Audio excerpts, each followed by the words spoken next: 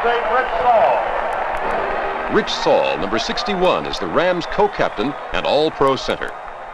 He was the Rams Rookie of the Year and has twice been named Lineman of the Year.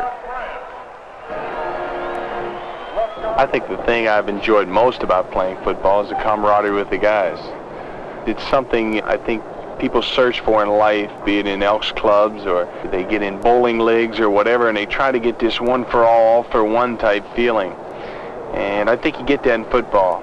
And when guys come down the field and they slap each other in the butt after a big play or something, it's not because we're a little funny. It's because, hey, there's really a love there.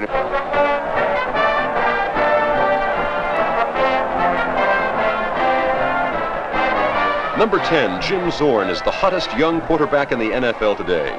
He is the guiding force that has led the expansion team Seattle Seahawks from the conference basement to championship contenders. Jim is the third player in NFL history to pass for 10,000 yards in his first 4 seasons.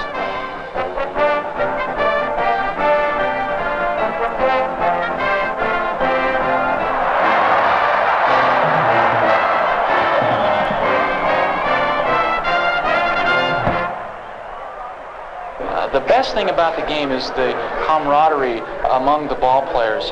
It's fun to have as many friends as we do. It's almost like being in a high school. We have the chance to be young, playing football, our high school game, up through college and now in the pros. We get to play it our whole life, which is a lot of fun.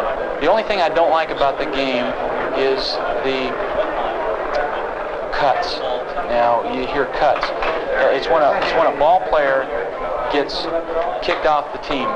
I've had some very good friends have to leave the team, and you don't see those guys much anymore, and that's really disappointing because the player has no choice. We get fired, and you either go to another team or you get an 8-to-5 job.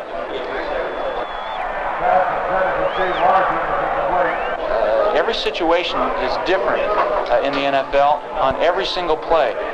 It really pays off to study extra, to concentrate extra, to get it down so well that you know it's second nature.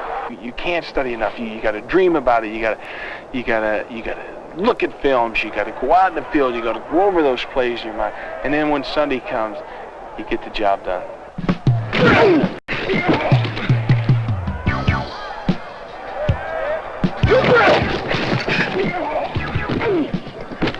When I came out of college, we had a 10-game schedule, and that was a whole year.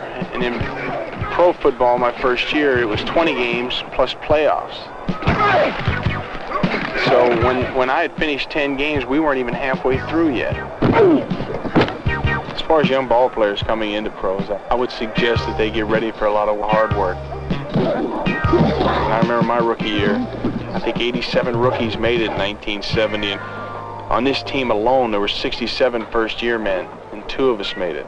When you go through a college program, you learn the college way. You learn how your college had done things. And when you get into the pros, it's a whole different system. It's a whole different coaching staff, and it's definitely more complicated.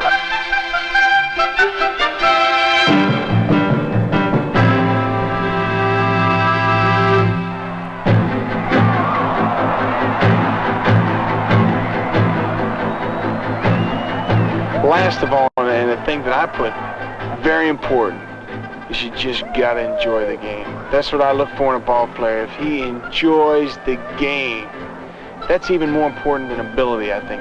Because if a guy gets out there with the enthusiasm and wants it and just enjoys hitting, enjoys playing the game, he's got a good chance of making a team. He really does, because that's what they're looking for.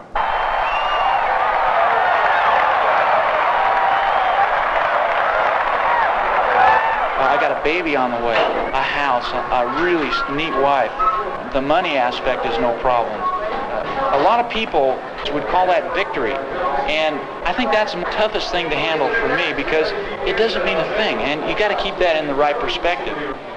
I just hope and pray that when the time comes that I don't have the ability, physically or mentally or emotionally, to play this game anymore, I just hope that I make the right decisions, and I hope that God intervenes and really gives me that secure feeling.